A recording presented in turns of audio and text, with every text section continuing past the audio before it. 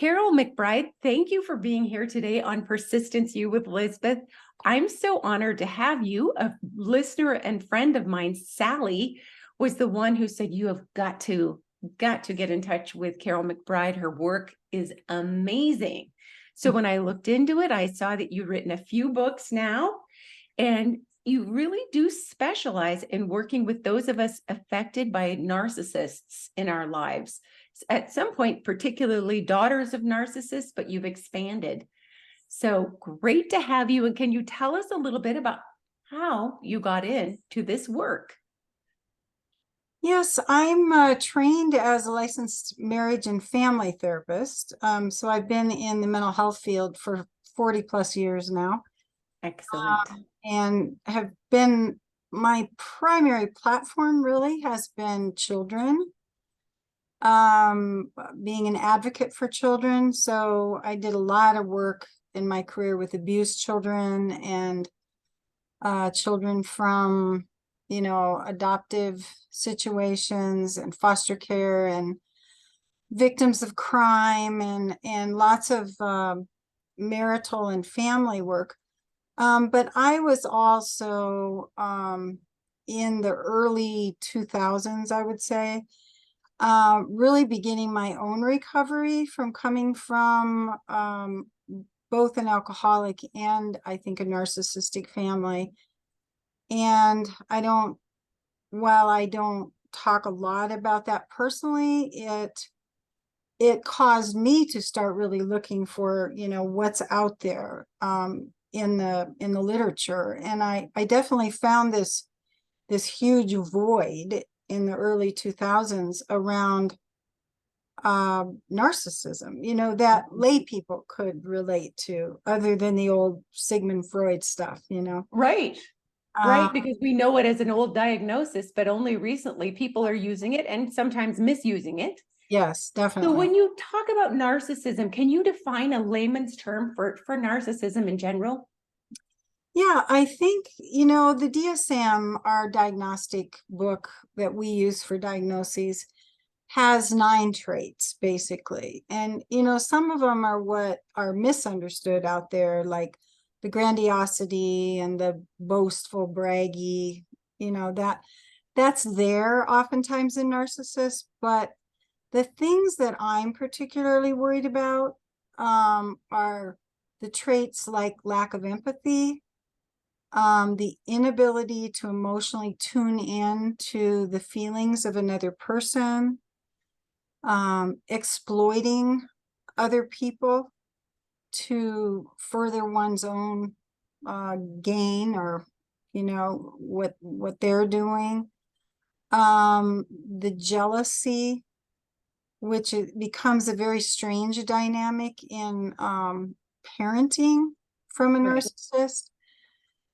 So I look at those dynamics as more at what hurts people, what hurts people in relationship, whether it's in parenting or in love relationships or in even friend relationships.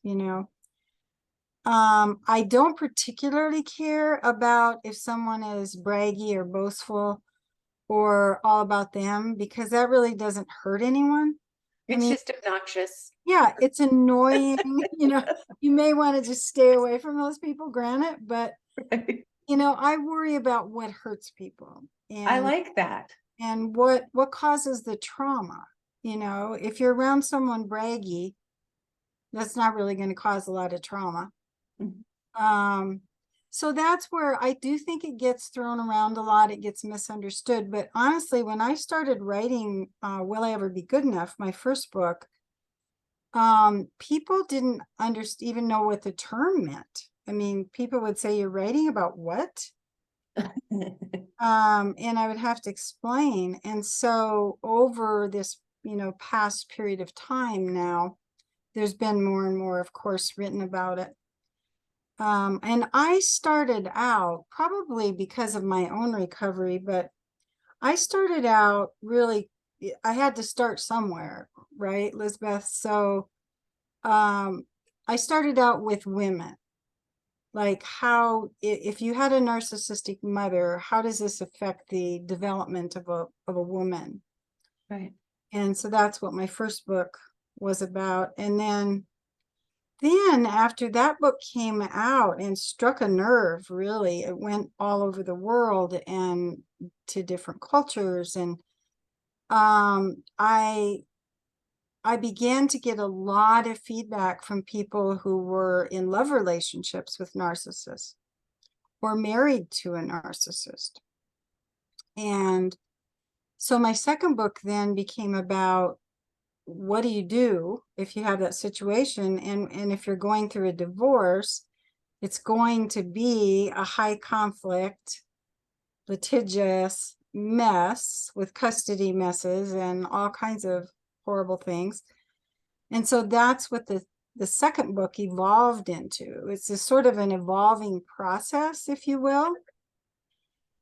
And then when I got to my third book, which just came out, I wanted, because my background is really in marriage and family, I wanted to study the dynamics, like of what I call the narcissistic family. And when I say narcissistic family, I mean a family led by a narcissist, right? Which is similar to like the alcoholic family led by an alcoholic, right?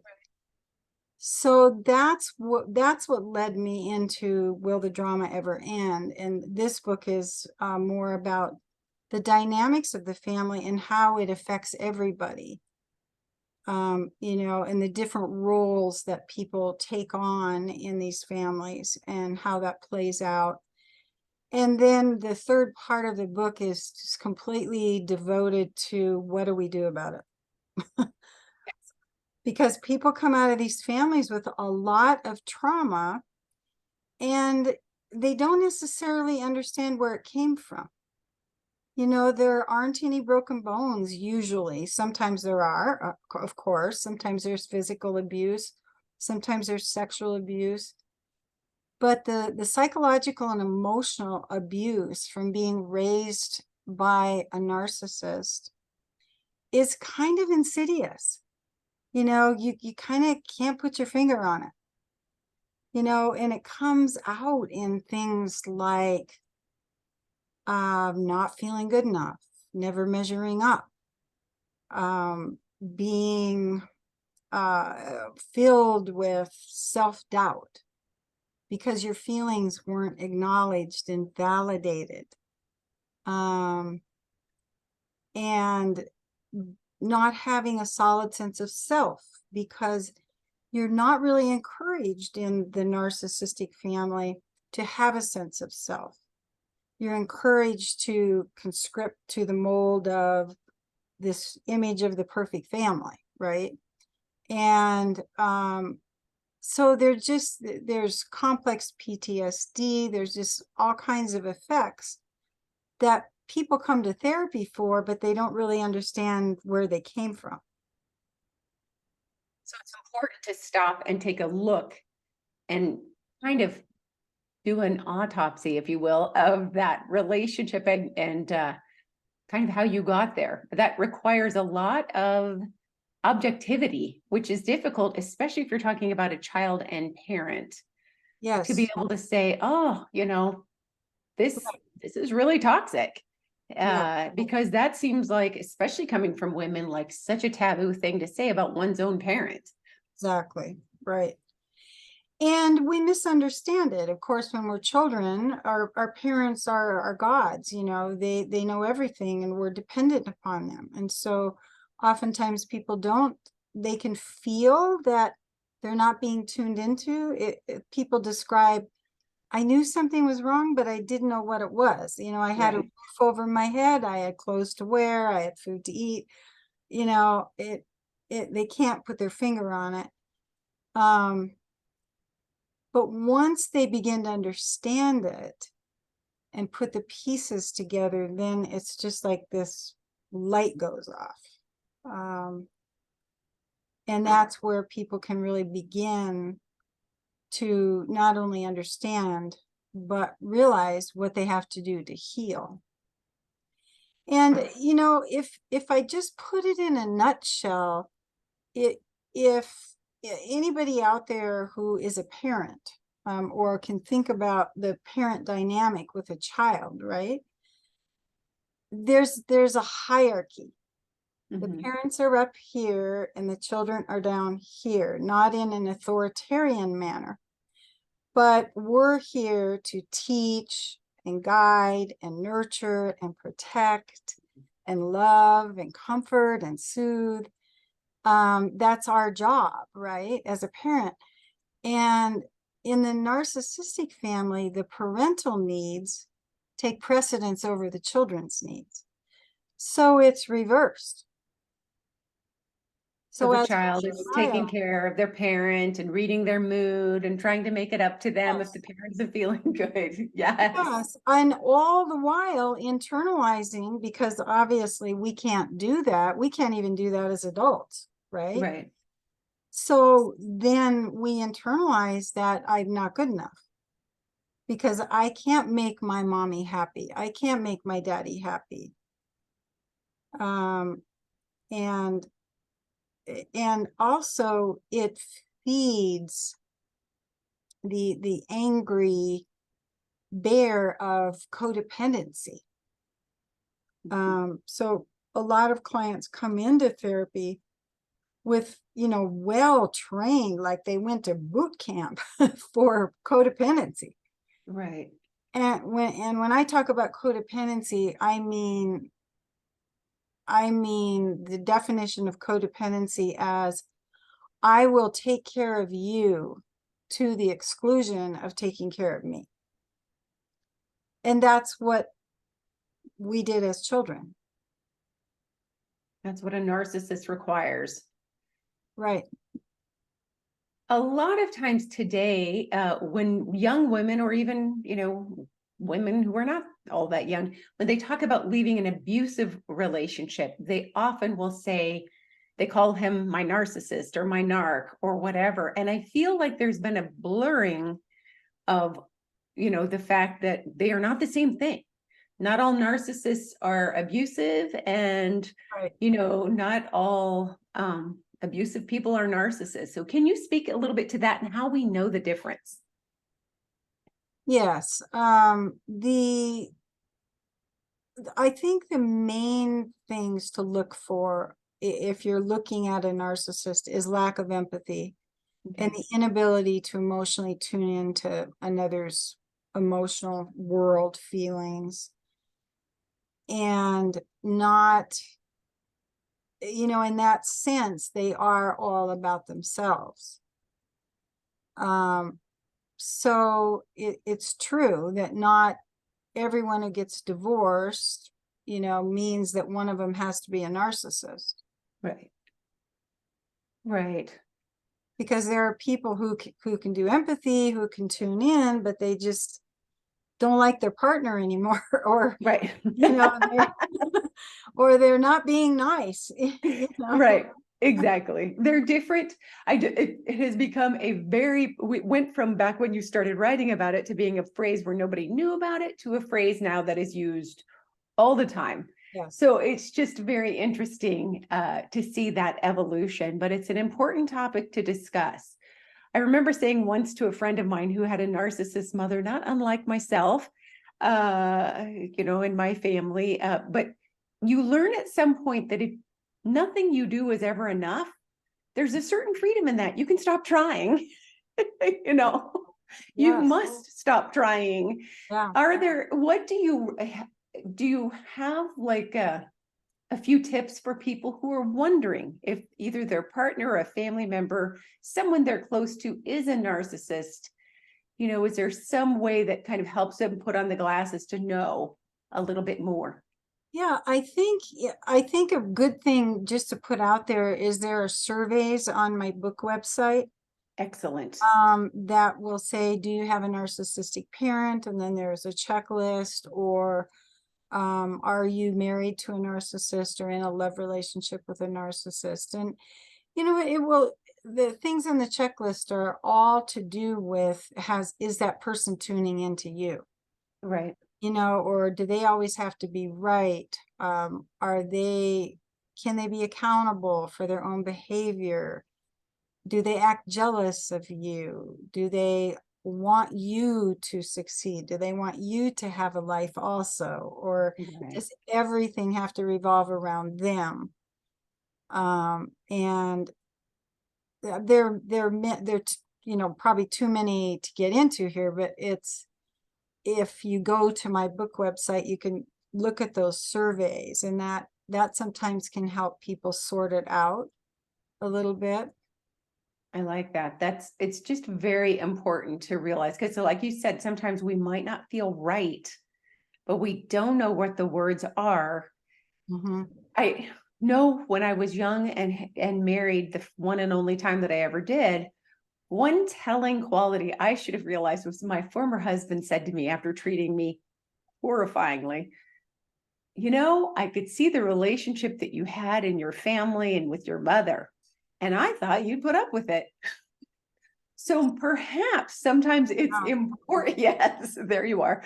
Sometimes it's important to look at our families of origin and we have that sneaking suspicion, get more information before we dive right in to someone that feels like home. Because sometimes if your home life wasn't that great and that person feels very familiar, you kind of want to go, you naturally gravitate toward them. That's not always a good sign, I learned from horrible experience. No, but it's an excellent point that you're making, in that there's a lot of research now that shows that we're attracted to unconsciously to the familiar, until we do our own recovery. So that when we're used to that and that's normal to us, the red flags will be there, but they'll be like, yeah, well, I've seen that before. Right. And once people really do recovery and start taking good care of themselves, the red flags stop them. Whereas before, they don't stop them. That's such a great point. That is such a great point. You don't see the red flags as red flags if that is familiar to you. Yeah. It feels almost like your safety net. This is what I'm used to. I will go toward it. And so that's why I love the title of your new book so much. Can you say it again? The new book is Will the Drama Ever End? And the subtitle is Untangling and Healing from the Harmful Effects of Parental Narcissism. Beautiful. That is so very helpful. Part of what you said about, taking that moment to kind of embrace recovery and have a moment of healing and disentangling, good intentions just aren't enough. We could come from a home that we leave as young people and say, oh my goodness, my life is going to be different. I am so glad to get out of that. That was so dysfunctional. That's not enough. That isn't on its own enough. We do need that extra information and support to be intentional about our choices for a better life. And I feel like you've gone a long way in helping people have options to know more about narcissism and how it impacts us. How do you feel about people who realize that their parent may be a narcissist, but they're not willing to hear it or make any changes? Then what? Well, denial is such a huge part of the dynamic of the narcissistic family.